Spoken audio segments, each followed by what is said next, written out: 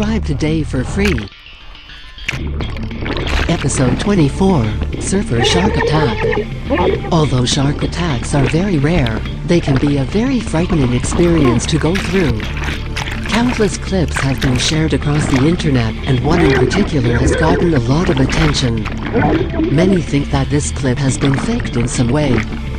We did notice that it seems like he is holding the camera, but when he goes underwater you can see him swim with both hands.